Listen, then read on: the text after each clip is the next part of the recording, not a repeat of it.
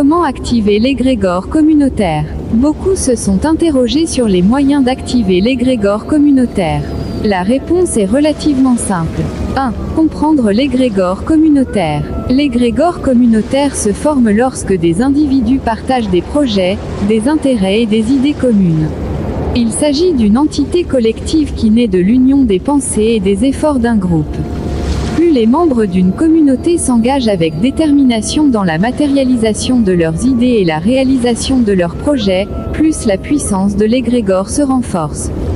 2. Le rôle de l'amour. L'égrégore s'active particulièrement à travers l'amour. Quand les membres d'un groupe se sentent unis par des liens affectifs, cela engendre une dynamique de confiance et de confidentialité, créant ainsi une idéologie unique. Cette union est si forte qu'elle peut inciter d'autres à envier et à vouloir imiter le succès de la communauté.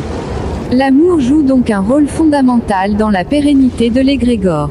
3. L'importance de l'unité. Quand une communauté, qu'il s'agisse d'une tribu, d'un groupe ou d'une organisation, est unie autour d'objectifs communs et que ses membres investissent les mêmes efforts pour leur évolution, cela conduit inévitablement à la naissance d'un égrégore communautaire puissant.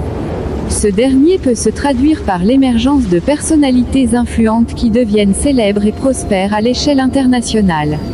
4. L'égrégore en spiritualité. De façon similaire, dans le domaine de la spiritualité, lorsque des individus partagent les mêmes doctrines, idéologies ou enseignements, et qu'ils mettent en commun leurs efforts pour faire progresser leur discipline, cela génère également un égrégore. Au fil du temps, cette dynamique peut favoriser l'émergence de figures éminentes dans la société, notamment des dirigeants, des entrepreneurs et des acteurs de changement reconnus. 5. L'amour et la haine, deux forces opposées. Il est courant de penser que l'amour est réservé à une divinité, tandis que la haine serait l'apanage de forces obscures. Cette vision est erronée. L'amour engendre l'ordre, l'obéissance, l'autorité, la confiance et la compréhension. À l'inverse, la haine provoque le désordre, la désobéissance, la révolte, le doute et l'insécurité. Ainsi, aucun royaume sur cette terre ne peut durer si sa doctrine fondamentale repose sur la haine.